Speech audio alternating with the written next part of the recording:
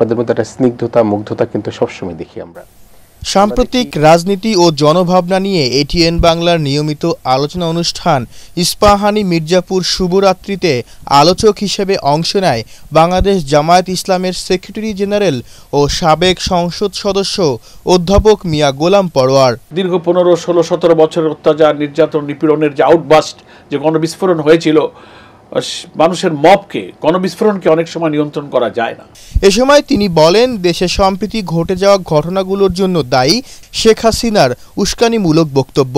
বাংলাদেশে বিদ্যমান এই যে অস্থিরতা, বিভিন্ন জায়গায় বিভিন্ন স্থাপনাগুলো আক্রান্ত হচ্ছে, হামলা হচ্ছে, এটাকে উনি মিন করেছেন যে এই অরাজকতা, অস্থিরতার জন্য বাংলাদেশের মানুষ তো হাসিনার বক্তব্যকে দায়ী করছে, যে তার বক্তব্য দিয়ে তিনি গোটা জাতিকে উস্কে দিয়েছেন। এবং 5 আগস্টের ছাত্র গণ অভ্যুত্থানের যে তাজা রক্ত, তাজা অনুভূতি, সেটা তো এখনো শেষ হয়ে যায়নি। এবং আর বাইরের অনেক এজেন্সি কিন্তু একটা সুযোগ পায় যে এখানে এটা করে একটা অগণতান্ত্রিক ফ্যাসিবাদী শক্তিকে আবার কোনো স্পেস দেওয়া যায় কিনা। এবং বাংলাদেশের মানুষ ফ্যাসিবাদের বিরুদ্ধে প্রচণ্ড জাতীয় ঐক্যে এখন সিমেন্টেড হয়ে আছে এবং সাধারণ মানুষের জান মাল সম্পদের উপরে কোনো আক্রমণ, কোনো ক্ষয়ক্ষতি না হোক, দেশবাসীর নিরাপত্তা দেওয়াও আমরা যারা রাজনীতি করি, আমরা যারা রাজনীতি করব, এটা তাদের একটা দায়িত্বশীলতার পরিচয়। বিগত বছরগুলোতে জামায়াতের উপর নির্যাতন ও অত্যাচারের কথা তুলে ধরে অধ্যাপক মিয়া গোলাম পরোয়ার বলেন, যুদ্ধ অপরাধী বিচারের নামে জামায়াতের অসংখ্য নেতাদের বিনা অপরাধে হত্যা করেছে শেখ হাসিনা। মানবতা বিরোধী অপরাধের নামে যে বিচারটা হয়েছে, এটা কোনো বিচার হয়নি, এটা একটা বিচারিক হত্যাকাণ্ড হয়েছে। এবং একটি আধিপত্যবাদী বিদেশি শক্তির এজেন্ডা নিয়ে সকল খুনের মাস্টার মাইন্ড শেখ হাসিনা এই সমস্ত নিরপরাধ নিরীহ মানুষকে হত্যা করেছে, যারা একটা মিথ্যা কথা জীবনে বলেনি, একটা টাকা হারাম খায়নি, একটা মানুষকে কষ্ট দেয় নাই। 60, 70, 80, 90, 92, 93 বছর বৃদ্ধকে ফাঁসিতে ঝুলিয়ে হত্যা করতে মানুষ কেঁদেছে, আকাশ বাতাস কেঁপেছে, কিন্তু শেখ হাসিনার হৃদয় কাঁপেনি। গোটা দুনিয়া দেখেছে, গোটা জাতি দেখেছে যে কিভাবে নিরপরাধ নিরীহ নেক মানুষগুলোকে হত্যা করা হয়েছে।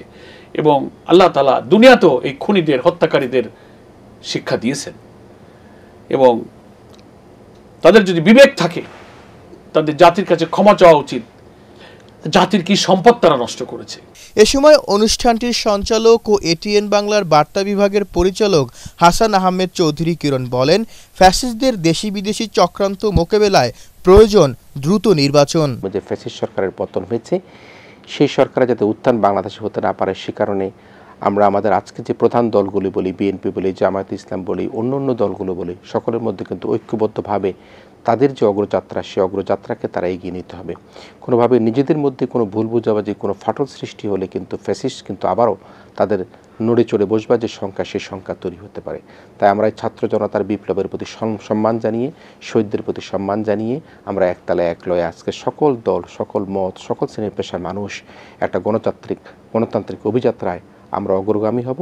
এবং একই সাথে অন্তর্বর্তীকালীন সরকারের কাছে অনুরোধ রইল, যেটি মিস্টার গোলাম পরোয়ার বললেন, আপনারা এই বছরের শেষে নির্বাচন দেন বা আগামী বছরের মাঝামাঝি বা মার্চ এপ্রিল যখনই আপনারা নির্বাচন দেন না কেন, আমরা আশা করব অবশ্যই আপনারা একটা এই নির্বাচনের রোডম্যাপ ঘোষণা করে প্রত্যেকটি দলকে তাদের নির্বাচনের প্রস্তুতি গ্রহণ করবার জন্য সুযোগ তৈরি করে দিবেন। 5 আগস্ট থেকে শিক্ষা নিয়ে সকল রাজনৈতিক দলগুলোকে ঐক্য হওয়ার আহ্বান জানান জামায়াত ইসলামের সেক্রেটারি জেনারেল। পাশাপাশি আর দেরি না করে দ্রুত সংস্কার শেষে নির্বাচনের রোডম্যাপ দেওয়ার জন্য অন্তর্বর্তী সরকারের প্রতি আহ্বানও জানান তিনি। গণতন্ত্র, ভোটাধিকার, আমাদের মূল্যবোধের এই কমন ইস্যুতে আসুন আমরা জাতীয় ঐক্য গড়ে তুলি।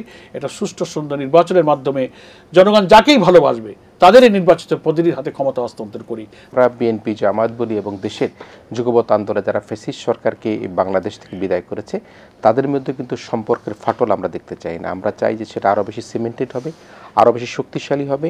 ওদের কথা খায়রুল ইসলাম, এটিএন বাংলা, ঢাকা। শুনলেন। আপনাদের সবাইকে আবার ধন্যবাদ জানাই।